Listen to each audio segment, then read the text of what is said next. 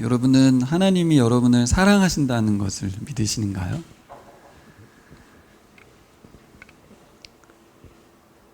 언제쯤 여러분들이 하나님이 나를 사랑한다는 것을 알게 되고 느꼈는지 한 분 한 분 이렇게 물어보면 좋겠습니다. 네, 사람마다 하나님이 자신을 사랑하는 것을 느끼고 만나는 게 다 다르겠죠. 정말 한 사람 한 사람마다 다 다를 겁니다. 근데 오늘의 이제 궁금한 건 뭐냐면 요셉이 어떤가 하는 거예요. 요셉이 하나님이 요셉을 사랑하는 게 맞는가 하는 겁니다.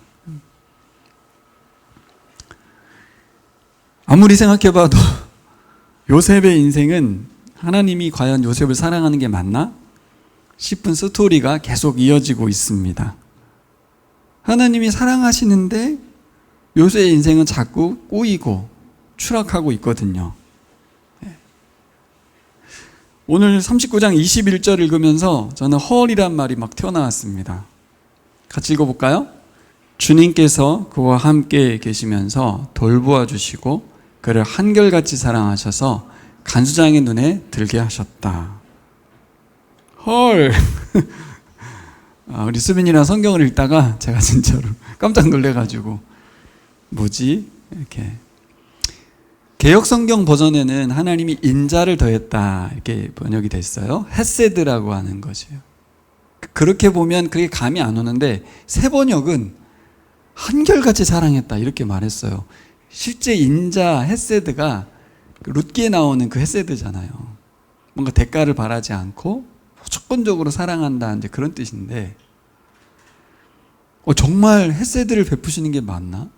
이렇게 인생이 추락하고 있는데 여기 보시면 나오잖아요. 그렇죠?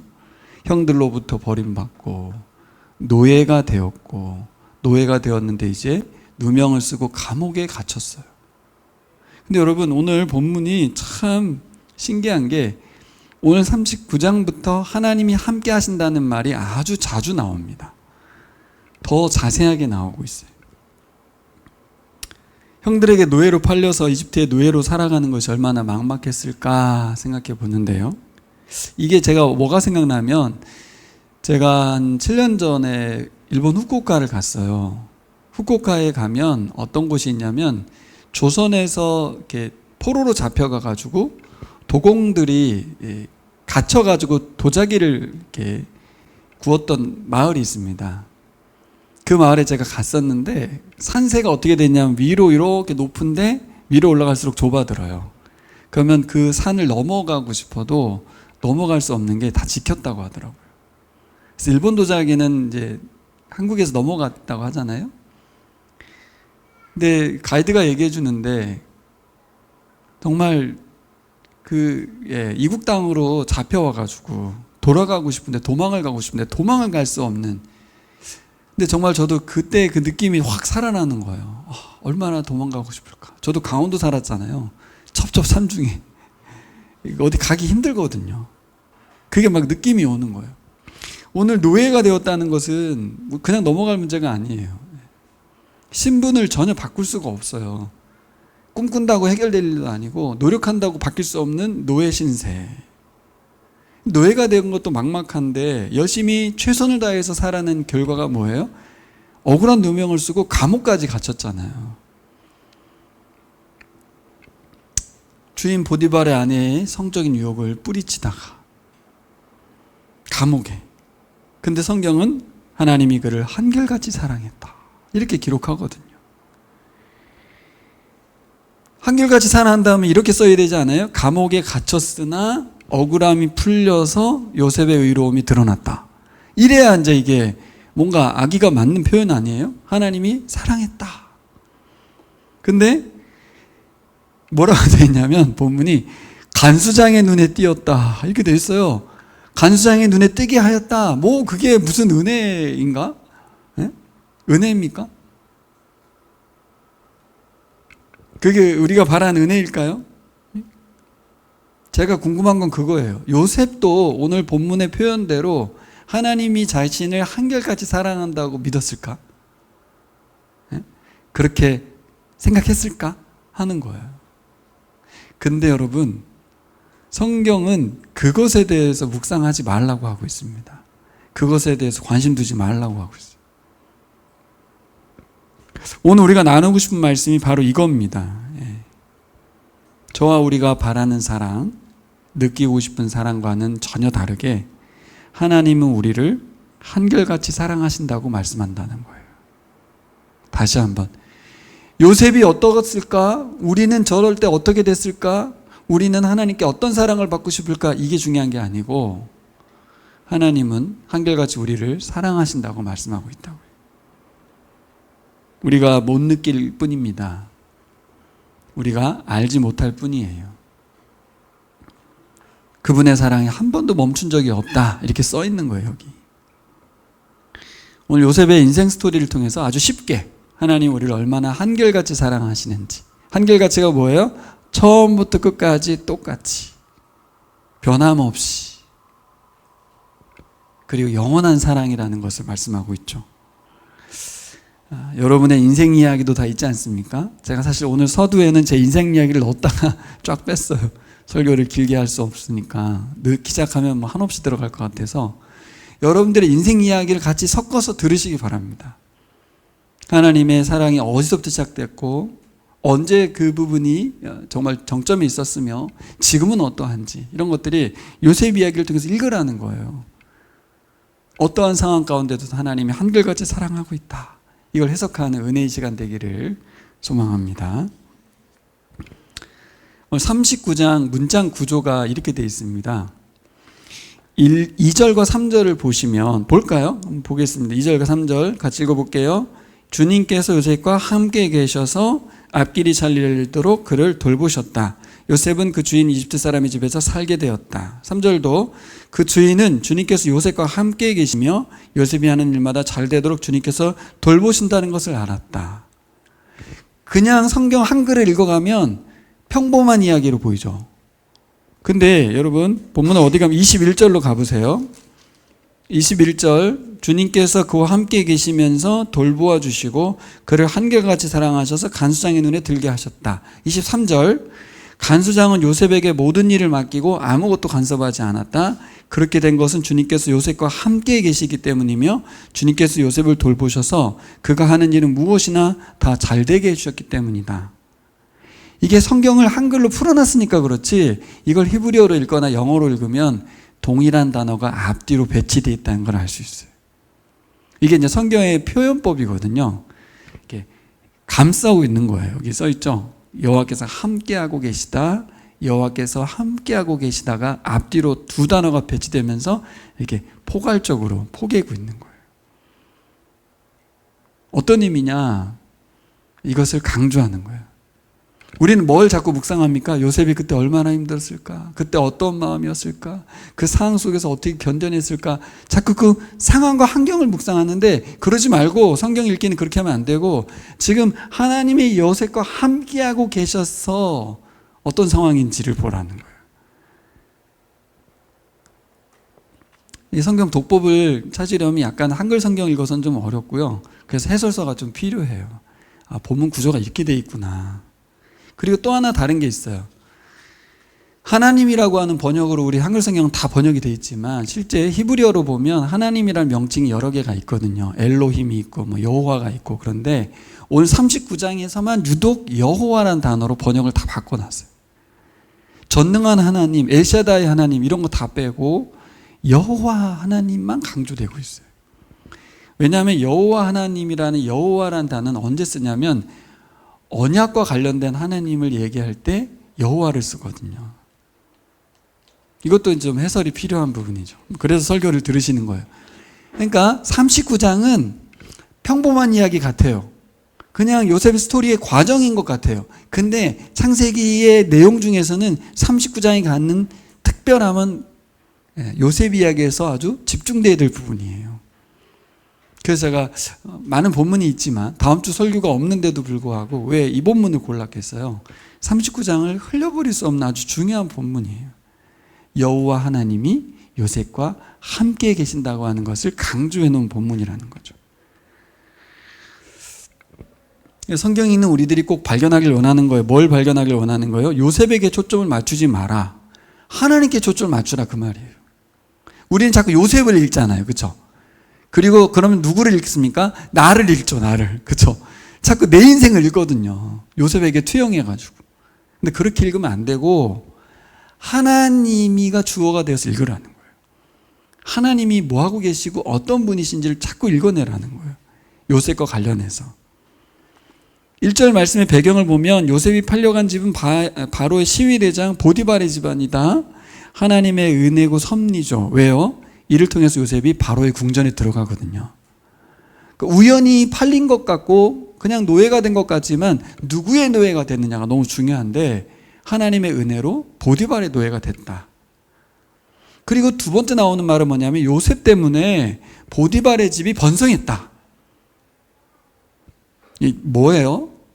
이게 우연히 그런 게 된 게 아니라 오늘 여호와 하나님이 강조되죠.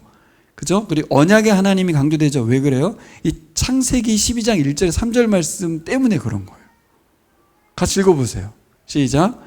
내가 너로 큰 민족이 되게 하고 너에게 복을 주어서 내가 내게 크게 이름을 떨치게 하겠다. 너는 복의 근원이 될 것이다. 너를 축복하는 사람에게 내가 복을 베풀고 너를 저주하는 사람에게 내가 저주를 내릴 것이다. 땅에 사는 모든 민족이 너로 말미암아 복을 받을 것이다. 이 말씀이 요셉의 오늘 본문에 그대로 시행되는 게 나오는 거예요. 주인이 막 축복하잖아요. 그렇죠? 그러니까 주인이 계속 복을 받아요. 또 땅에 사는 모든 민족이 너로 말미암아 복을 받는다고 했죠. 예, 파라오의 시종인 보디발은 이방인입니다. 근데 누구를 통해서? 하나님의 사람인 요셉을 통해서 복을 받는 거예요. 이 창세기 12장에 언약의 하나님의 그 복이 흘러가고 있다는 것을 39장에서 말하고 있는 거예요. 그래서 여러분 우리가 성경을 읽을 때 이런 핵심 구절 있죠. 창세기 12장이라든가 출애굽기 19장이라든가 이 말씀들에 있는 이 구절들을 통해서 성경을 보는 눈이 열리시기를 바랍니다. 그냥 읽어가는 게 아니라 읽어내는 거죠. 이거 창세기 12장의 말씀과 연결되는데? 이게 여기 지금 펼쳐지고 있네? 언약관계의 핵심이 뭡니까? 나는 너의 하나님이 되고 너희는 내 백성이 될 것이니라. 출애굽기 19장이 대표적으로 나오는 말씀이고 여러분 이 본문을 검색해 보세요. 그러면 성경에 엄청 많이 나옵니다. 어디까지 나오는지 아세요? 계시록에도 나와요. 이 하나님과의 언약관계에 대한 내용은 계시록으로 마무리 지면서 이게 하나님이 우리를 창조한 목적이라는 거예요. 이 언약관계가 계속 유지되고 있다는 것을 오늘 39장에서 보여주고 있어요. 언약관계가 유지된다는 말이 뭘까? 저는요, 이 언약관계라는 말을 그냥 좀 신학적인 용어로만 생각을 좀 했었거든요.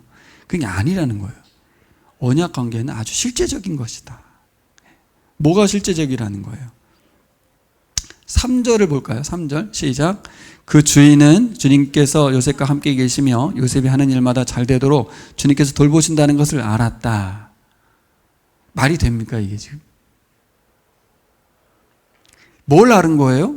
요셉을 통해서 하나님을 알았다 이 말인 거예요 지금.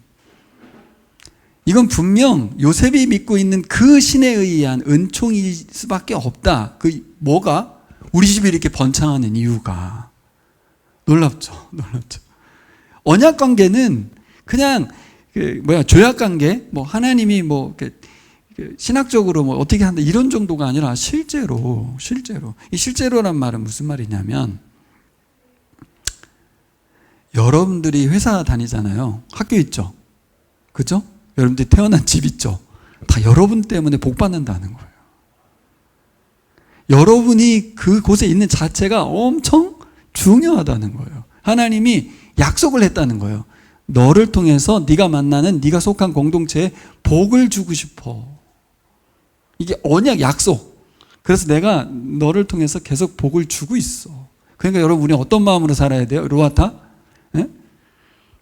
누나 내가 우리 집에 태어난 걸 감사해야 돼. 이렇게 생각하는 거예요. 네? 사장님한테 속으로 하는 거죠. 속으로. 아유 사장님 제가 여기 직원인 게 감사하셔야 돼요. 교만함이 아니고 언약관계 때문에. 왜냐하면요 저 때문이 아니고 하나님이 저를 통해서 복 주길 원하시거든요. 이 마음을 갖고 사시기를 바랍니다. 오늘 본문에 그렇게 써 있는 거예요. 12장 1절에 3절의 말씀대로 요셉을 통해서 그 땅 사람들까지 복을 다 받습니다. 그래서 여러분, 뭐가 복인가? 하나님의 임재가 복입니다. 뭐가 복이에요? 하나님의 임재가. 오늘 이 39장의 핵심이에요. 우리가 추구하는 건 뭐예요? 손에 뭔가를 잡는 거죠. 우리의 눈으로 보는 겁니다. 사람들이 나에게 말해주는 거예요. 하지만 성경은 뭘 말하고 있냐? 우리에게 가장 큰 복은 하나님의 임재다. 왜요? 그게 내게 복이에요. 하나님이 임재하는 나를 통해서 사람들이 하나님을 알게 되거든요. 하나님의 복을 누리게 되거든요. 그러니까 나 자신 자체의 복만 자꾸 생각하게 되는데, 사실은 우리가 복인 이유는 관계 속에서 복이 확인되거든요. 아까 말씀드린 대로 박 집사님이 아버지인 건 자녀들에게 복인 거예요. 물론 자녀들은 자꾸 비교하겠죠. 아, 우리 아빠가 다른 분이었으면 좋겠다. 근데 그게 뭐 그 박 집사님 자녀들만 그 생각했겠어요? 저도 그랬어요. 저도. 여러분 안 그랬어요? 다 그랬잖아요. 우리 부모님, 아, 딴 분이면 좋겠다. 근데 여러분, 우리 자녀들을 향해서 담대하시기 바랍니다. 내가 예수님 믿는 것으로서 이제 나는 자녀들에게 하나님의 복이라고. 너희들 부모 잘 만난 줄 알아. 이러면서 사시면 돼요. 잘 만났죠. 예수 믿는 부모를 만난 건 중요한 거예요. 여러분, 하나님의 임재가 복입니다. 할렐루야. 네. 하나님이 저와 우리들에게 임재하심으로써 세상에 복이 흘러가는 줄 믿습니다. 하나님의 임재를 맛보며 살아가는 우리가, 우리가 속한 회사, 직장, 학교, 공동체, 뭐 동아리랄지라도 그들을 복 받는 거예요. 저는 옛날에 이런 설교를 들으면 잘 안 와닿았어요. 그렇다는 얘기지. 아유, 뭐 예수 믿는 사람이 복된다는 얘기지. 근데 오늘 요셉 본문을 묵상하면서 그래요. 본문을 보세요. 그 이집트의 보디발이 어떻게 저런 말을 할 줄 아냐고요. 얼마나 드러나게 복이 자기 집이 부자가 됐으면, 야, 네가 들어와가지고 우리 집 부자가 됐네. 아이고. 걔한테 고맙다고 하지 않고 누구한테 고맙다고 해요? 너희 믿는 신에게 고맙다, 이렇게 말을 하잖아요. 우리 로아타 형제가 믿는 하나님의 복이 우리 가족에게 또 친구들에게 흘러가는 줄 믿습니다. 예, 그런 마음으로 로아타 형제가 이제부터는 새로운 마음을 가지고 사세요. 나는 캄보디아인이 아니고 하늘 시민이다. 이렇게. 천국 시민이다. 우리 대한민국 사람들도 마찬가지예요. 대한민국의 국교개혁에서 굉장히 지금 잘난 체들 많이 하는데 100년 전만 해도 거지였어요. 거지. 네. 우리나라가 이디오피아에게 도움을 받았던 거 아시죠? 이디오피아가 6.25 때 우리에게 참전용사로 왔었거든요. 교만하면 안 돼요. 하나님의 사람들이 많아져서 복이 임한 거잖아요. 그렇죠? 하나님 사람이 많았다는 게 뭐예요? 예수 믿는 사람 많다, 그게 아니고 예수님을 믿기 때문에 섬기고 사랑하는 사람들이 많아졌다는 뜻이에요. 왜 가난할까? 왜 가난할까요? 하나님을 섬기지 않기 때문에 자기만 챙기는, 그죠? 다른 신을 섬기니 뭐예요? 자기들 배만 부르는. 그러나 하나님 믿는 사람은 어떤 사람이에요? 다른 사람들을 더 번창케 하는 사람들이 되잖아요.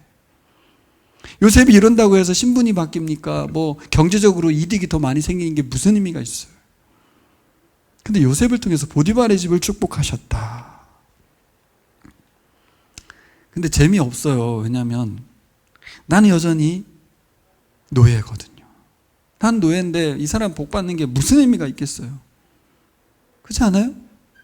인생에서 내가 회사에 취직했는데 나는 그냥 열심히 일할 뿐인데 사장님만 배불러. 왜냐면 안 좋잖아요, 우리가. 그렇죠? 그러니까 그 생각을 버리시라고. 아, 나 때문에 사장님이 복 받아서 엄청 부자 되고 있네. 그걸 같이 기뻐할 수 있을까요? 그렇게 하셔야 될 줄 믿습니다. 왜요? 그 사장이 말할 거예요. 당신 때문에 우리 회사가 복 받고 있다고. 당신이 믿는 그 하나님의 은혜인 것 같다. 우리 인생을 돌아보면 정말 칠흑같이 어두웠던 순간들이 있었죠. 다 있었죠. 젊지만 다 있잖아요. 이래도 있었나? 우리 아이들은 일단 아직 모르겠지만 우리 현진 집사님도 어두웠던 순간이 있었을 거예요. 그곳에 그 순간에도 하나님이 한결같이 사랑하신 줄 믿습니다. 제가 예수님 믿기 전인데요? 당연하죠. 하나님은 한결같이 예수 믿기 전에도 함께 하신 줄 믿습니다. 그럼 앞으로는요? 앞으로도 우리 인생에서 칠흑같이 어두운 날이 오겠어요? 안 오겠어요? 오죠. 현실 속에서 답답하고 암울한 순간이 올 겁니다. 그때 오늘 말씀을 기억하셔야 돼요. 하나님은 한결같이 나를 사랑하신다. 노예가 되고 죄수가 되었기 때문에 그는 전혀 형통한 사람이 아니었습니다.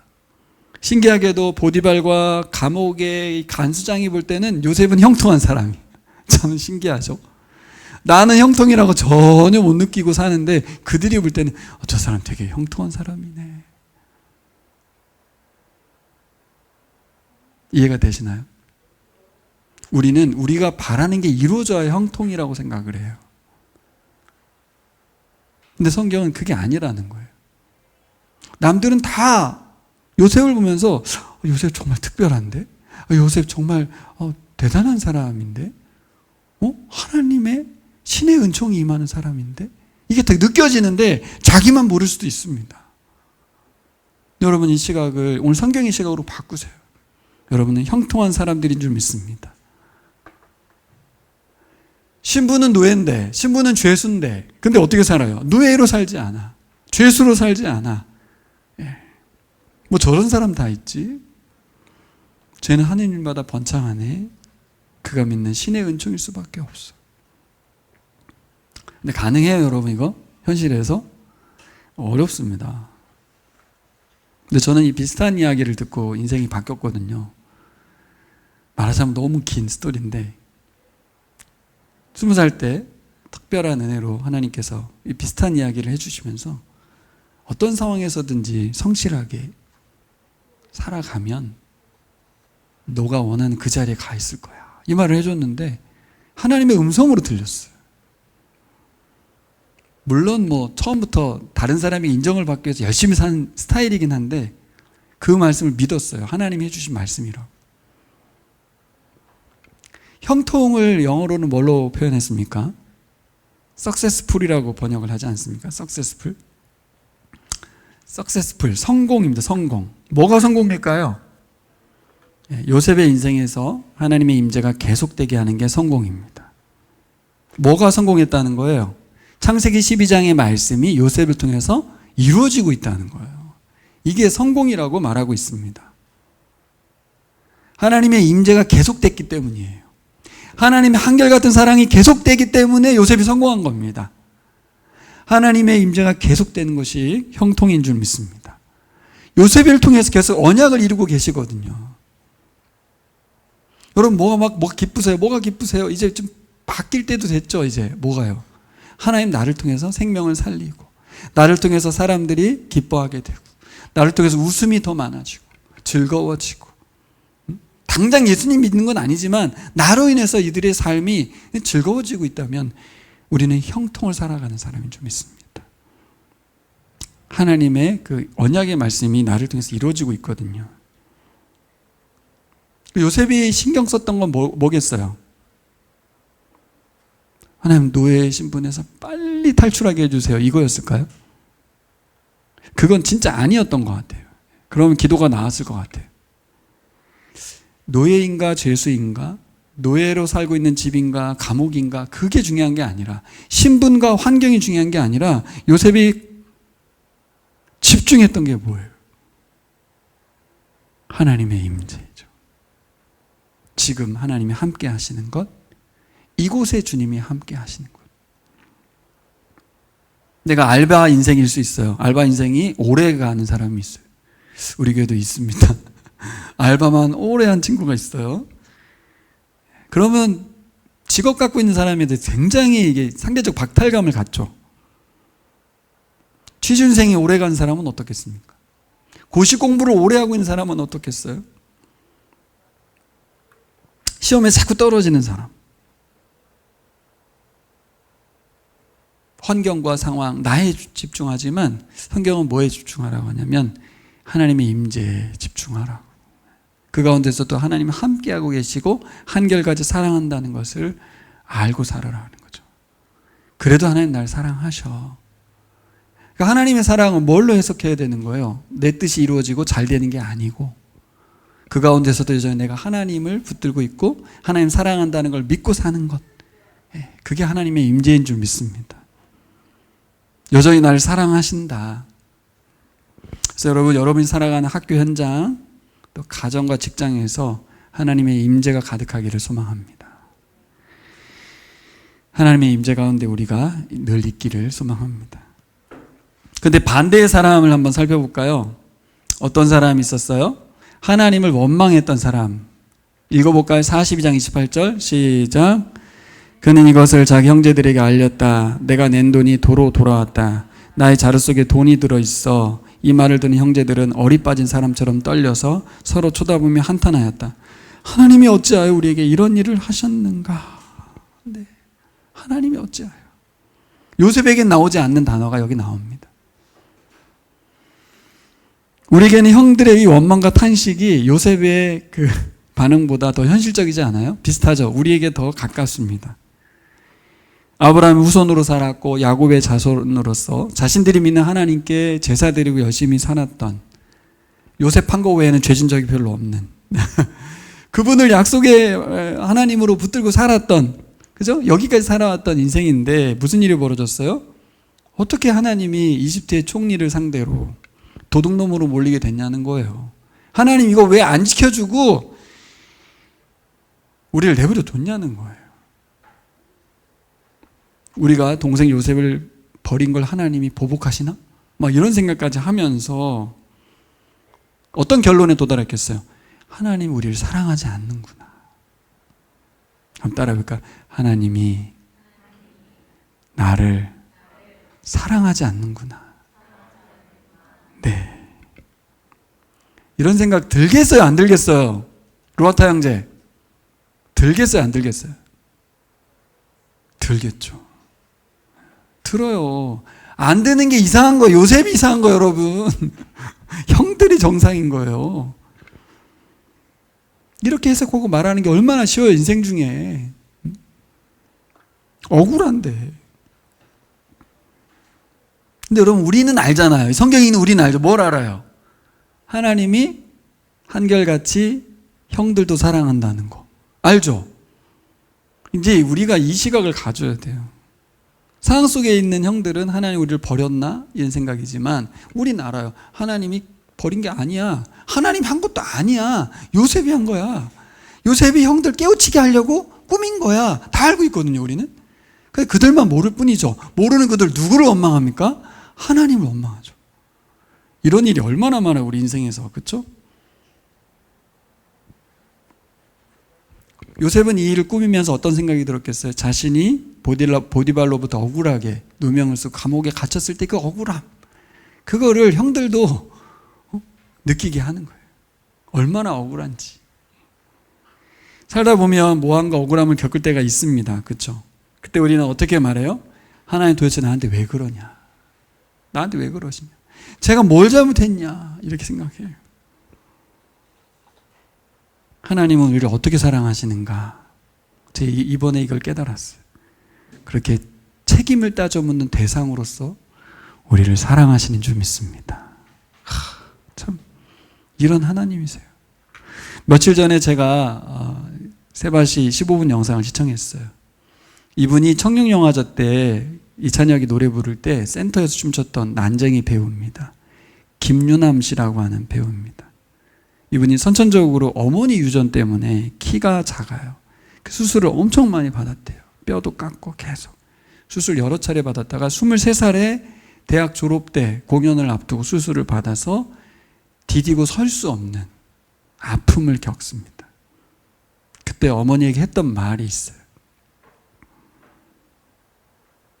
엄마 미안해. 정말 미안해. 여기까지만 들어서는 저는 자기가 뭐 이렇게 장애인이고 뭐 아픈 게 엄마한테 아프게 해주나 보다 그런 줄 알았어요. 근데 이 친구가 진짜 하고 싶었던 말은 뭐냐면 엄마가 대신 아파주면 안 될까? 이렇게 말을 하는 거예요. 눈물이 막 나더라고요.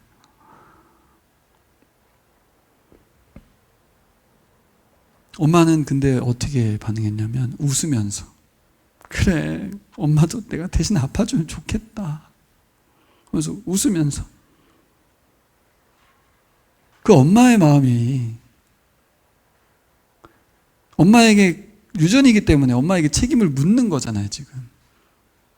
얼마나 가슴이 아팠겠어, 엄마가. 근데 엄마가 그걸 받아들이더라고요. 제가 영상으로 보려다가, 영상으로 너무 감정을 만들어가지 않고, 여러분들이 오늘 한번 검색해서 한번 보세요. 그 마음이 느껴지고 그 말이 너무 깊게 다가왔어요. 이게 하나님이 한 게 아니잖아요. 요셉이 했잖아요. 그렇죠? 근데 형들은 하나님이 자신들이 한 거라고 하나님께 책임을 묻습니다. 원망합니다. 그 순간에 그곳에 하나님 함께 하셨을까요? 그렇죠. 함께 하시는 하나님이에요. 형들을 한결같이 사랑하시는 하나님이신 줄 믿습니다. 요셉 본문을 그동안 저는 잘못 읽었어요. 요셉처럼 살아야 하나님이 복 주시는 거야. 어디 성경에 그렇게 써 있어요? 그렇게 써 있지 않은데 하나님이 함께 하셨기 때문에 요셉이 살았어. 하나님이 형들도 사랑하셔서 함께 하셨어. 계속 그렇게 쓰고 있는데 우리는 계속 잘못 읽고 있는 거예요. 요셉처럼 살아야 돼요. 요셉처럼 되어야. 형들처럼 살면 안 돼요. 하지만 성경은 형들처럼 살아도 하나님 한결같이 사랑하신다. 그 원망과 불평의 언어에 하나님 책임을 묻지 않습니다. 정신 나갔네. 정신 없어. 동생 그렇게 팔아먹고 나서 나를 원망해? 이렇게 하지 않으셨다. 여러분, 저를 보세요. 우리가 하나님 대 오해를 풀어야 돼. 하나님의 임재를 갈망하는 사람도, 하나님을 원망하고 불평하는 사람도, 감옥에 갇혀서 억울한 요셉에게도, 모함에 빠져서 억울한 형들에게도 하나님은 한결같이 사랑의 하나님인 줄 믿습니다. 동일하신 하나님이 우리가 어떠한 상황 가운데서도 함께 하시는 줄 믿습니다. 어떻게 우리를 사랑하신다는 거예요? 형들의 입장에 있어 보면 힘들지 않아요? 사랑한다는 게. 사실 요셉 입장도 마찬가지예요. 뭘 함께 한다는 거예요? 어떻게 우리와 함께 한다는 거예요? 여러분 각자의 상대적인 거라서 여러분 각자의 힘든 상황이 되면 요셉이고 형들고 다 그렇고 진짜 난 하나님 사랑하지 않는 것 같을 때가 있거든요. 어떻게 사랑한다는 거예요? 읽어볼까요? 우리가 시작. 우리가 아직 죄인 되었을 때에 그리스도께서 우리를 위하여 죽으심으로 하나님께서 우리에 대한 자기의 사랑을 확증하셨느니라. 바울은 예수님 믿는 사람 잡아 죽이던 사람이거든요. 이 한결같은 사랑을 알았어요. 어떻게 깨달았냐면 죄인 되었는데도 나를 위해서 십자가에 죽으셨구나. 내가 뭔가 가능성이 있고 마음을 바꿀 의지가 있었던 게 아니었는데 완전 하나님께 대적하고 있었는데 원수질을 하고 있었는데 그때 하나님이 날 사랑하셔서 자기 아들을 내어주신 거구나. 이걸 깨달았어요. 복음이 여러분들을 하나님의 사랑으로 인도하는 줄 믿습니다. 내가 기도하는 바, 내가 바라는 바가 바뀌고 상황이 바뀌고 내가 원하는 게 이루어져야 하나님 사랑이 아니고 이미 하나님 우리를 사랑하셨어요. 한결같이 처음부터 끝까지 그가 누구든 형이든 요셉이든 여러분 의로운 사람 살리기 위해서 착한 사람을 위해서 용감히 목숨을 던지는 사람들이 사람들 중엔 있지만 세상에는 죄인을 위해서 죽는 사람은 없지 않는가. 이게 바울이 깨달은 거예요. 그래서 예수는 하나님의 아들이요 하나님의 자녀라는 것을 알았던 거죠. 그냥 사람이라고 생각했거든요. 예수를 인간일 뿐이라고 생각했거든요. 여기서 깨달은 거예요. 예수는 사람이 아니고 하나님이셨구나. 그 하나님께서 나를 위해서 죽으신 거구나. 바울이 그걸 깨달았어요. 요셉과 형들에게 적용하기 어려우시면 예수 그리스도의 복음으로 여러분들이 회복되시기를 바라요. 하나님 한결같이 사랑하신다. 언제부터 사랑했는가? 로마서 8장 32절. 이건 안 했네요. 자기 아들을 아끼지 아니하시고 우리 모든 사람을 위하여 내어주시니가 어찌 그 아들과 함께 모든 것을 우리에게 주시지 아니하겠느냐. 여러분 이 말씀 붙들고 사시기를 축복합니다. 저도 미래가 늘 걱정됐던 사람이에요. 근데 지금 나이가 들보면 자녀도 주셨고 결혼도 했고 뭐 없는 게 없어요. 근데 늘 힘들죠. 이게 뭐예요 이게. 다 주셨는데. 그러니까 여러분 아무리 줘도 우리는 감사하지 않아요. 자기 아들을 아끼지 아니하시고 내어주신 그분을 생각하실 때 감사가 일어나는 줄 믿습니다. 아무것도 없어도. 예? 그게 요셉이 하나님의 임재 가운데 살았던 것 같아요. 하나님이 감옥에 함께 하시는 것으로. 그게 어떻게 가능했을까 생각할 때 요셉은 제대로 해석했던 것 같아요. 뭐예요? 형들이 자기를 죽이려고 했을 때 유다 형이 자기를 팔았잖아요. 그때 해석했을 거예요. 하나님 날 살려주시는구나. 그 이후로 그 하나님에 대한 그 사랑, 그 은혜를 붙들고 살았던 것 같아요. 날 죽이진 않아. 왜 안 죽이죠? 꿈 때문에. 하나님을 신뢰하게 된 거죠. 여러분 우리는 안 죽습니다. 왜 안 죽어요? 하나님이 나를 통해서 하실 일이 있기 때문에 안 죽어요. 걱정하지 마시고 일 다 끝나면 죽이시니까 걱정하지 마세요. 안 죽어요. 그 세상 끝나지 않는다고. 내가 살았을 이유가 있기 때문에 살리실 거예요. 요셉은 그거 붙들고 하나님 임재 가운데 살았습니다. 자, 마지막으로 적용을 생각해 보겠습니다. 하나님의 임재하는 사람, 어떻게 그가 하나님 임재하는 것을 세상 사람들이 알았는가? 이게 하나님이 우리를 한결같이 사랑하는 거잖아요. 이 말이 다른 말로 하면 하나님 우리에게 충성한다는 뜻이에요. 하나님 우리에게 신실하다는 뜻이에요. 그럼 우리는 누구에게 신실해야 돼요? 하나님께 신실해야 되죠. 근데 그게 세상으로는 어떻게 드러나요? 사람에게 신실한 것으로 드러나요. 사람에게 충성하는 것으로 드러나요. 하나님 어떻게 하래요? 나에게 충성하는 게 아니라 사람들에게 충성하라. 요셉이 우연히 팔려간 그 집, 바로 왕의 시위대장 보디발의 집이죠. 요셉은 보디발의 집을 위해서 충성을 다했습니다. 그런데 나름 유력한 집이었기 때문에 그가 충성했을까? 왕의 신하이니까 내가 열심히 하면 뭔가 얻을 수 있지 않을까? 그렇게 맞다면 감옥에 가서 신실하면 안 되죠. 감옥에서 신실할 이유가 뭐가 있습니까? 요셉은 감옥에서도 신실했어요. 전혀 일반적인 모습이 아니죠. 하나님이 임재하는 사람은 사람을 향해서 신실합니다. 할렐루야. 거꾸로 해석해도 돼요.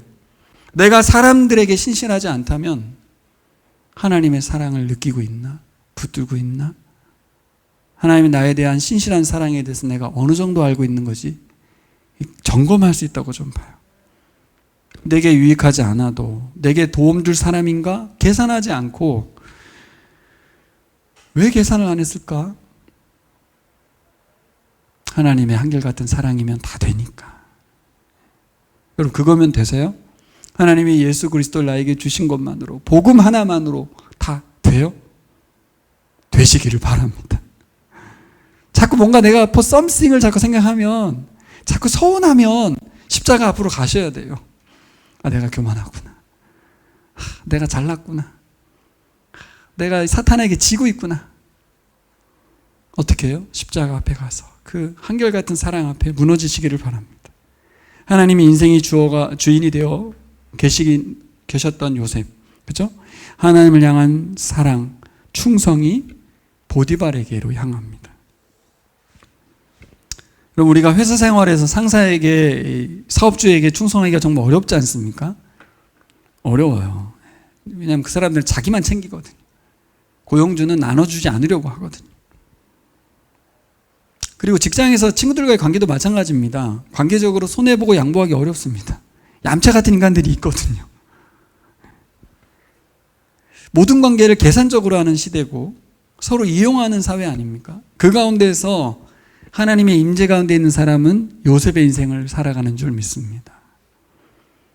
나는 달라야지. 난 다르게 살아야지. 그래서 그러는 게 아니라 하나님의 사랑에 만족하기 때문에 그 사람들처럼 나도 계산적이거나 이용하려고 하지 않고 그래요? 그럼 손해보고 퍼주고 그럽니다. 우리의 일상 가운데서 요셉이 누렸던 형통을 살아가는 길은 뭡니까? 하나님의 임재. 오늘 말씀 여러분 정리해 보겠습니다. 저도 요셉을 묵상하면서 저에게 대입을 해봤어요. 요즘 나의 최대 관심사가 뭘까? 하나님 은혜와 하나님의 임재인가? 라는 질문을 하게 되더라고요. 하나님과 함께하는 시간이 늘어날 수밖에 없어요. 그래야 하나님 임재하시거든요. 그게 없이 어떻게 하나님의 임재가 가능하겠어요? 지난 주간에 성경 읽어가면서 수빈이에게 이제 질문을 좀 했어요. 요셉이 어떻게 이런 상황에도 원망과 불평으로 살지 않았겠니? 했더니 하나님 보여주신 꿈 때문인 것 같아. 이렇게 말을 하더라고요. 예상 답안은 아니었습니다. 근데 정답을 말했어요. 요셉이 처음 보았을 그 꿈, 그건 자기가 꿈이 아니잖아요. 그렇죠? 자기가 그렇게 되고 싶다는 게 아니었어요. 형들이 나한테 절한다, 아버지가 나한테 절한다, 그런 꿈 꾸는 사람이 어디 있어요? 아니죠. 그래서 요셉도 아는 거예요. 이 꿈 이상한데? 그래서 말한 거거든요. 이 꿈 좀 이상하지 않아요?